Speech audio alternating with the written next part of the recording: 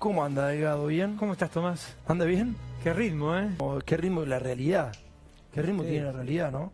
Sí. Está complicado. ¿De qué trata esta República de la Impunidad? Míralo.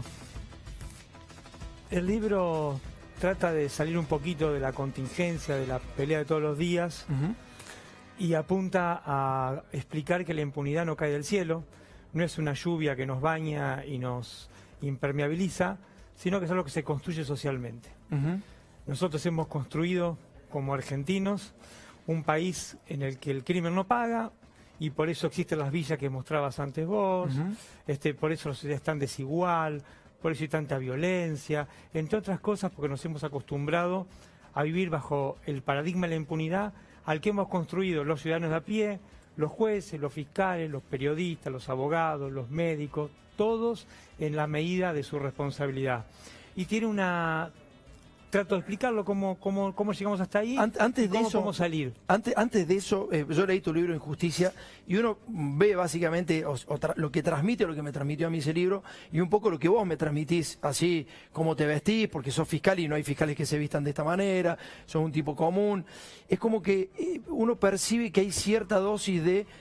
como de culpa o angustia por ocupar el cargo. A mí como periodista me pasa, yo veo el tema de las villas y Bernie recién lo decía, esto es responsabilidad de todo y la verdad que uno también se siente responsable de eso, porque claro, lo que quiere la clase media alta, siempre cuando tiene unos manguitos, no, porque me voy a ir a Europa, me voy a ir afuera y de esa manera es como que va sumando estamento dentro del estatus social, no sé para qué mierda sirve, pero bueno, de alguna manera uno quiere hacer esos viajes. No sé si es para contarlo o para enriquecerse culturalmente. En general es para contarlo. Y tenemos la villa como la tenemos. ¿Sentís culpa de ser parte del Poder Judicial? No, pero es incómodo porque yo trabajo en un lugar donde el único capital que existe es la palabra y nuestra palabra está sospechada. Entonces es un lugar incómodo, es angustiante, es más que angustiante, es impotencia que por ahí.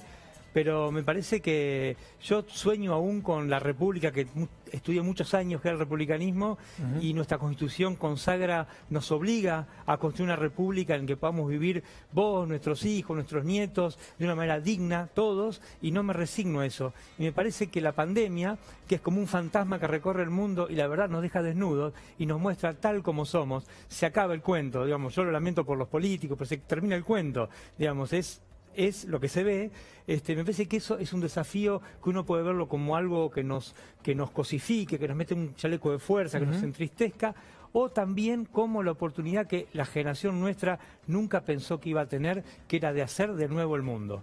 A mí me parece que ese desafío es muy interesante. Nosotros tenemos la posibilidad, esto va a pasar, la pandemia va a pasar, va a quedar lo que quede, que va a ser algo, evidentemente, no va a ser algo angustiante, seguramente triste, pero me parece que tenemos el desafío o la posibilidad de crear algo que merezca ser vivido. ¿Por qué el Poder Judicial juega tanto a la política? ¿Por qué se anima tanto? Porque la institucionalidad en la Argentina es muy débil, está muy corroída, y porque un sector de la justicia, yo lo explico en el libro, generó lo que yo llamo los poderes salvajes. Es una articulación entre servicios de inteligencia, empresarios, políticos, algunos jueces, que comete injusticias en nombre de la ley. ¿Se entiende? Entonces me parece que ahí, por debajo de ahí pasan un montón de cosas y en definitiva tiene que ver con que es tan débil nuestra institucionalidad, se presta tanto al uso particular del poder para beneficio del funcionario, del partido político, para lo que fuere, que hay una, como llamaba Guillermo Donne, ¿no?, una especie de corporativismo anárquico que gira siempre con el poder en la mano y una inmensa mayoría de ciudadanos que lo padecemos. ¿Cuán lejos está el Poder Judicial de las villas? Sí, por favor, Jorge, pongamos el paño de la... Es muy impactante ver verdaderamente barrios tan carenciados, cerrados. Pero ¿cuán lejos está el Poder Judicial de la villa? Muy lejos, Mati. Está el Estado lejos. Está el Estado lejos, amigo, de las villas. Y el Poder Judicial también. En las villas, por ejemplo, hay que decir algunas cosas que son verdades crueles. El narcotráfico tiene un rol muy importante en las villas. Nosotros hemos trabajado villas donde a la policía le costaba entrar.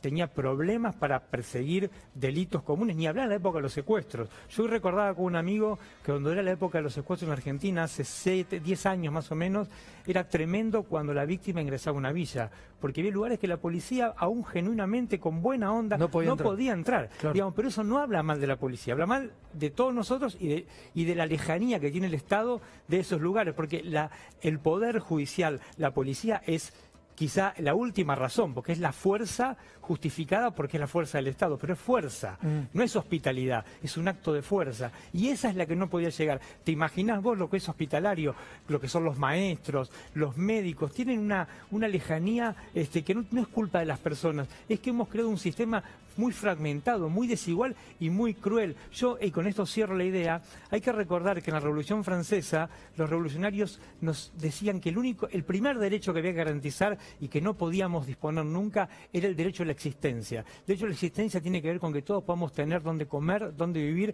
porque si no tenemos eso, todo lo demás es un cuento. Recién dijiste que el narcotráfico estaba metido en la villa y que bueno, había policías que no se animaban a entrar, no se atrevían porque el narcotráfico se adueña. Es como que la sociedad le deja el narcotráfico a los pobres para que vivan del delito. En algún momento lo dijo... Sí, claro.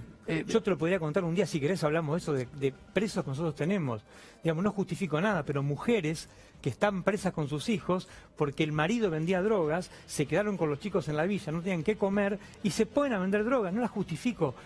Y está bien que paguen el delito, pero, digamos, miremoslo un poquito más lejos y vemos qué alternativa les damos como sociedad. Eso es un problema, y para la justicia también, porque la justicia trabaja con unas leyes cuya moral es la moral de la clase media y de la clase media alta. Claro. Y ahí hay otra moral, claro, hay otros problemas. Entonces, cuando vos a un tipo le decís, le notifico a usted que está procesado por el delito de encubrimiento, el tipo ni siquiera entiende, porque la verdad es cruel lo que voy a decir, pero habla otro idioma porque tiene otra cultura, otro contexto, otras necesidades, y nos hemos olvidado de eso, pero ahora se nos vino.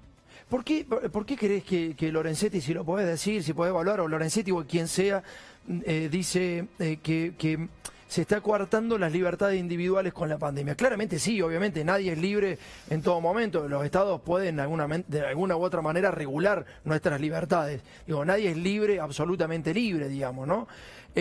¿Por qué se mezcla esto ahora? Porque Lorenzetti puede saber que si uno deja abierta la villa explota absolutamente todo, que no hay sistema de salud que aguante. ¿Eso se puede ver claramente o no? Yo a Lorenzetti no lo conozco personalmente, no puedo saber qué piensa él. Ahora, escuché toda la declaración ayer, sí, y la verdad que yo me parece que, no quiero ser un exégeta del hombre a quien no conozco, repito, pero me parece que por ahí habló en un plano de definiciones más abstractas. Bien. Yo creo que acá en la Argentina, a la Argentina y en todo Occidente, cuando hay un riesgo sanitario de la magnitud a la que nos enfrentamos, cuando tenemos las experiencias de países de Europa que son muy cercanos a nosotros por los lazos que tenemos con Italia o con España, y vemos lo que ha pasado, me parece que siempre los derechos no son algo que está en las nubes, operan acá en la realidad, claro, son fenómenos históricos, son fenómenos políticos. Claro. Entonces, obviamente que, como decís vos, hay restricciones, pero esas restricciones me parece que son parte de un equilibrio, porque lo que está en juego es la vida de las personas, y el lenguaje del Estado es el lenguaje de la vida. Entonces el Estado no puede permitir que la gente se muera